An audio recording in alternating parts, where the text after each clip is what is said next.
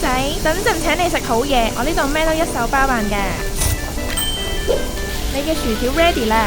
Chris 好爽朗，一腳踢好叻女，但係佢收完錢倒垃圾冇洗手，冇換手套就繼續整食物，我個心嚇到嚟啊嚟啊 ！Chris 頭先收完錢倒完垃圾，不如洗一洗手先繼續。我好忙啊，仲邊有時間洗嚟洗去喎？咁唔得喎，你掉完垃圾，不如等我幫你掉垃圾同收錢啦，咁你咪可以專心啲煮嘢食咯。放心啦 ，bro， 大菌食細菌，細菌當補品，我唔係溫室小花嚟噶。